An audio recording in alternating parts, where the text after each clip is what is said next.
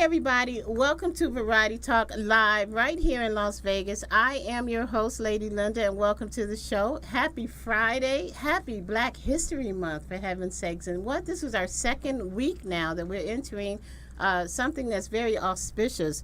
So for anybody that's been sleeping up under a rock, this is Black History Month, and I hope everybody out there is doing something significant to celebrate and to honor those who have gone before us and who are still before us, who have set the way and who have paved the way for us to do so many things.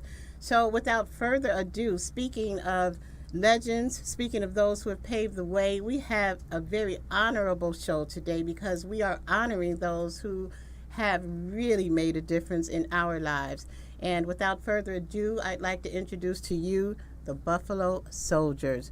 So I'm going to do it like this, everybody. First of all, you guys look great on camera. I absolutely love the colors. They're wonderful.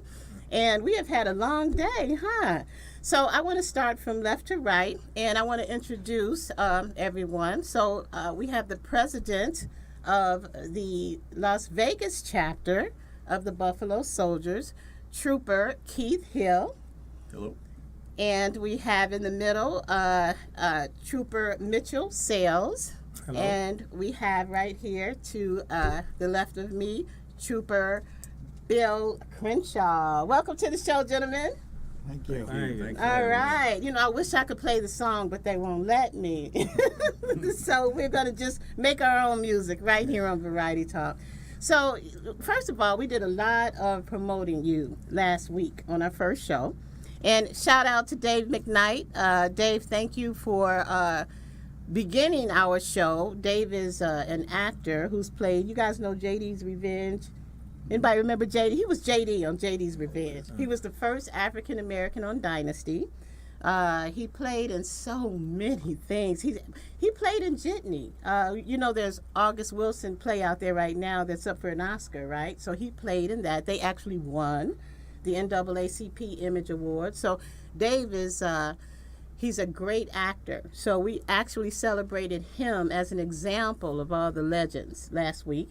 And during that time, we gave a little plug on the Buffalo Soldiers and let everybody know to get out there to McDonald's, which we'll talk about again later on. So let's get started, first of all. This morning, we were at one of the high schools locally. And let's start with our president, Trooper Keith Hill. Tell us, first of all, a little bit about the Buffalo Soldiers and why you visit the high schools. Well, the Southern Nevada chapter here in Las Vegas, we've been in operation since around 2005. And what we do is we think it's very important to share the history of African Americans that were kind of left out of history. They did such a remarkable job in helping, I guess they call it tame the West, you know, and they just kind of left us out of history. And that's what we do, is to kind of bring a little bit of honor to those forefathers of ours. Wow, I like that term, tame the West. So let's expound on that a little bit. What does that mean for those for the youngins? What does that mean? Well, after the Civil War, a lot of free blacks joined the military. They actually joined the military ever since Crispus Attucks. We've been a part of fighting for this country, but not always as a free man. So after the Emancipation Proclamation, Congress enacted a law that stated blacks could serve for the United States military instead of just the militia for the states. And by doing so, they didn't want them east of the Mississippi because it wasn't a good thing, because a lot of people resented blacks, especially blacks with guns in the military and with some authority. So they sent them west of the Mississippi, and at the same time they had Manifest Destiny, which was coming out west and making new lands. And doing that, they needed railroads, they had wagon trains, and building cities, building forts. And there was no law out here, so basically we were kind of like the hand of the law in the military aspect of it. Wow. We provided security for stagecoaches. We built forts. We provided security for all the settlers coming out west, and we provided security also for the mail route. What was the mail? Pony Express. Pony Express.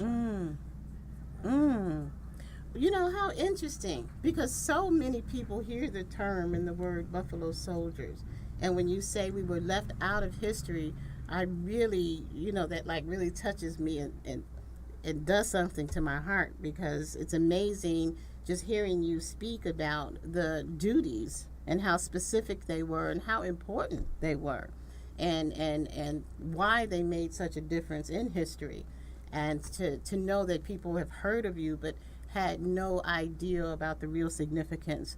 So thank you for sharing that with us. And so what you do as soldiers now, and I'll let you answer this one, Trooper Mitchell, as soldiers now going out to the schools,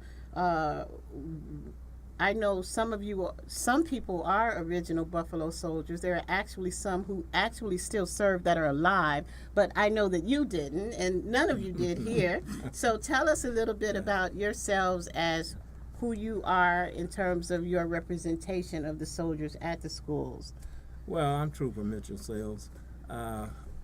We visited a number of schools since we have been organized as the 9th and 10th Buffalo Soldier Cavalry organization here in Las Vegas. And we try to keep hope alive, you know, and we try to give these gentlemen that came before us, that died, fought for what we're able to do now in this part in time in history. Amen. Because Amen. a lot of those could not do it. Mm-hmm. And the only way they had any freedom was to join, you know, the military. And like you say, that was the first time blacks were allowed to join military in a peacetime event. Now, I heard you say this earlier today at the schools, which was a real surprise to me. Slaves. A lot of the Buffalo Soldiers came from slavery. Right. Directly from slavery. And so did they have a choice or something? I mean, how did that work?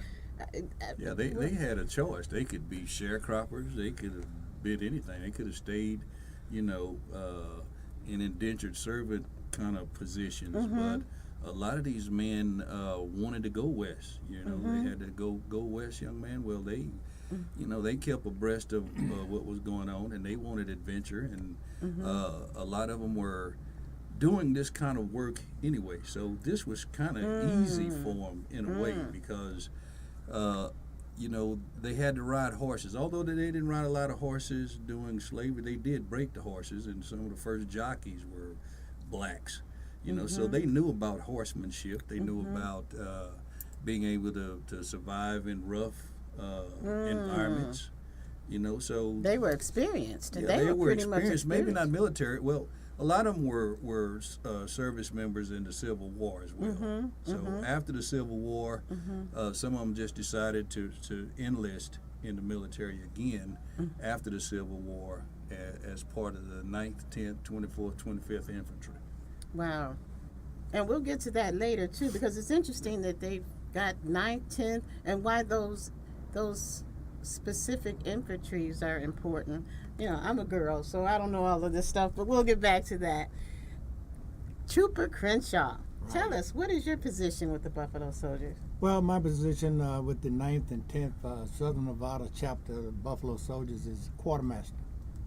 My job is to order all the paraphernalia we use, like T-shirts, caps, anything that represents the Buffalo Soldiers. We just ordered new shirts from the same shirts that they have at the museum.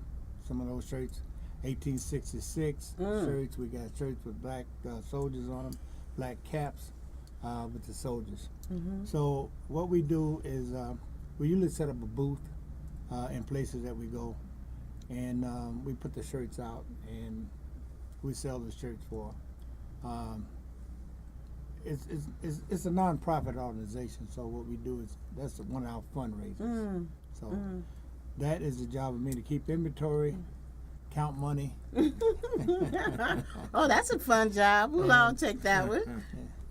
Wonderful, wonderful. Well, I had an opportunity to watch you in action last week at one of the McDonald's restaurants. And by the way, as we mentioned, Variety Talk family, everybody here in Las Vegas, get on out to McDonald's because they are sponsoring the Buffalo Soldiers this year in this wonderful Black History event that's taking place. And all of you are out there at the McDonald's every Saturday. And what are you doing with the children? What are you doing out there? Well, the same as when we go to schools, you know, we show videos of the history of some of the actions Black Buffalo Soldiers have done on screen, going across mountain valleys, whatever, and we give lessons as to what they've done in history and how we're trying to keep them out. Keep that legend audience, alive. Keep their legend alive. Yes, yes. And I mean, you do a fine job of it. We're almost out of time. We're going to take a quick station break.